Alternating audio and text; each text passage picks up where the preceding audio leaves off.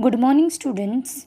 Welcome in class 5, Environmental Studies, Part 1. Lesson number 3, Our Earth and its Living World.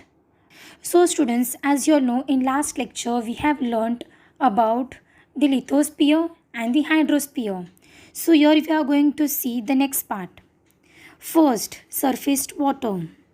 There are many streams of water flowing over the land. This water is not salty but fresh. These streams of water may be rills, brooks, streams, or rivers. Rills are the smallest and the rivers are the biggest.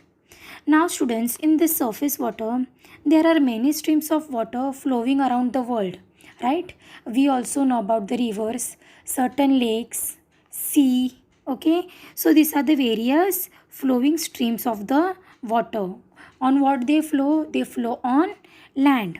So, this water which flows is not salty. Sea water is salty, but all water which floats over the land is not salty but fresh.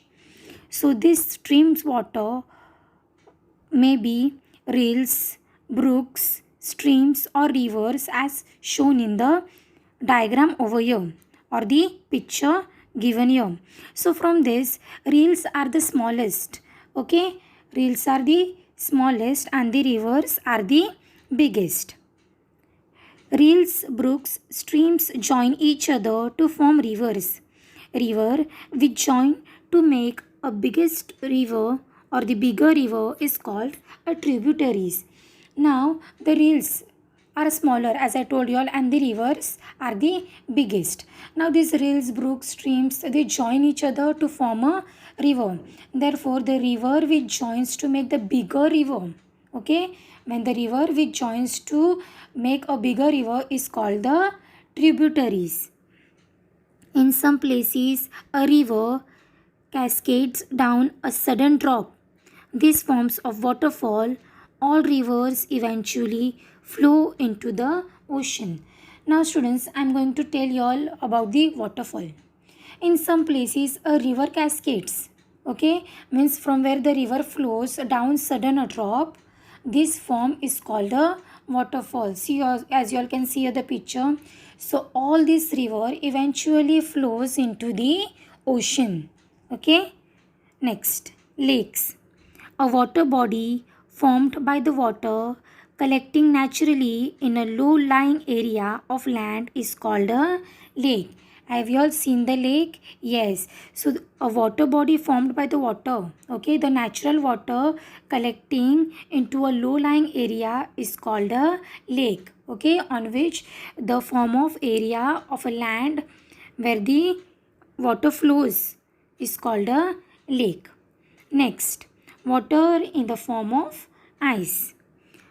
Water particles in the clouds freeze and in cold regions, they come down in the form of snow.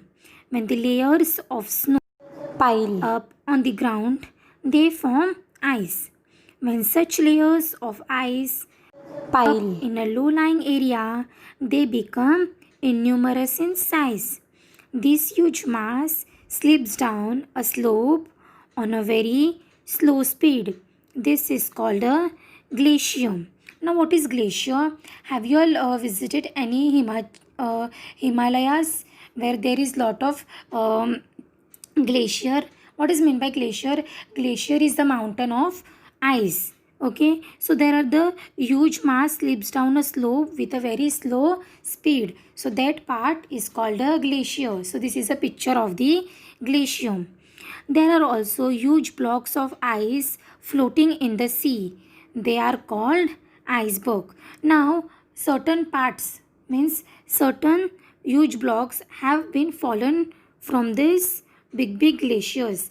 When they fall down in the water, they floats on the water, right? So the floating in the ice of that glacier is called a iceberg. Now next, groundwater. Beside these water bodies on the earth's surface, there is a lot of water stored in the underground layers of rocks. It is called groundwater. We reach it by means of dug wells and bore wells. Many lakes and wells get water from underground springs. The water or ice that occupies the Earth's surface, groundwater, and the water vapor in the atmosphere together forms the Earth's hydrosphere. Now, students, this groundwater fills the space between the soil particles and fractured rocks beneath the Earth's surface. It is called the rocky area where the groundwater is being gathered over. So we reach into the means of wells.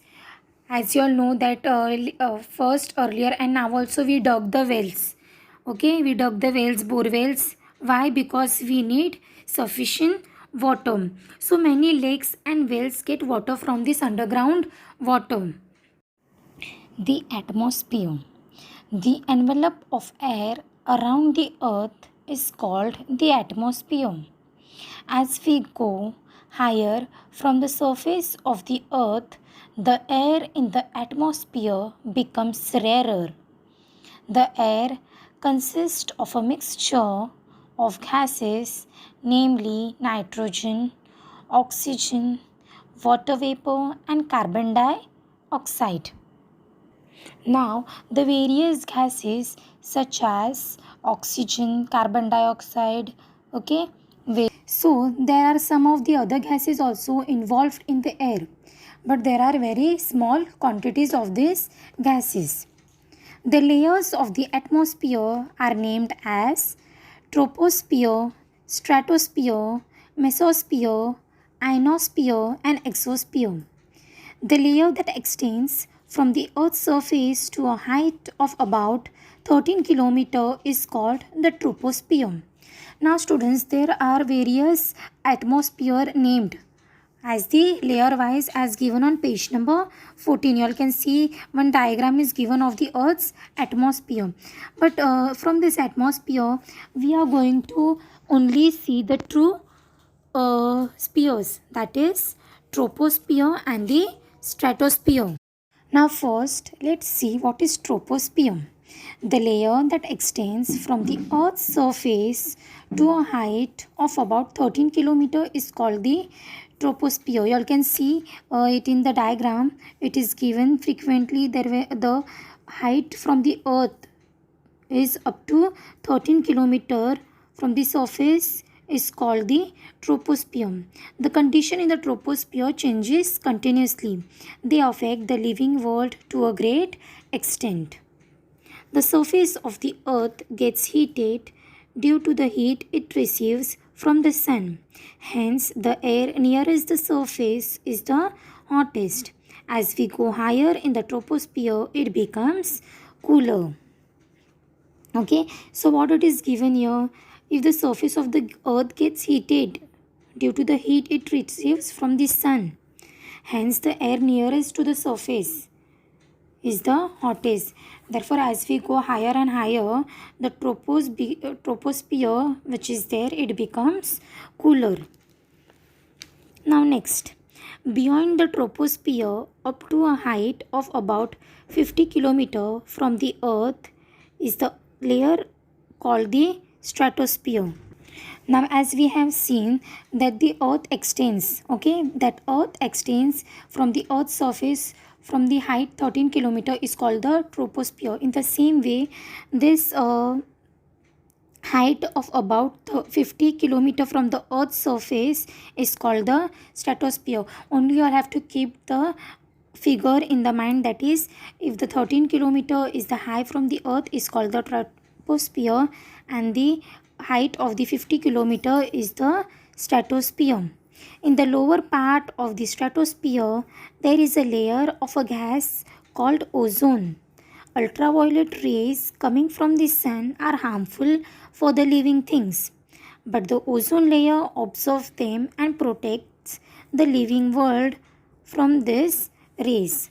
Now, in the lower part of the stratosphere, as you all can see here in the figure, the troposphere is only till 13 km and the stratosphere is still 50 km. But the lower layer.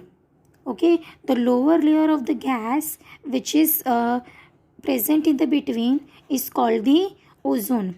Now the ultraviolet rays coming from the sun are harmful for the living things. The ultraviolet rays which comes upon upon us, that is from sun, is very harmful for us, but the ozone layer absorb this ozone layer help us, and it save us. How does it save us? It absorbs the layers and protect us from these rays. So this ozone layer is very helpful for us in our atmosphere. So this is what we have seen in the half lesson today's, that is surface water and the atmosphere. Thank you.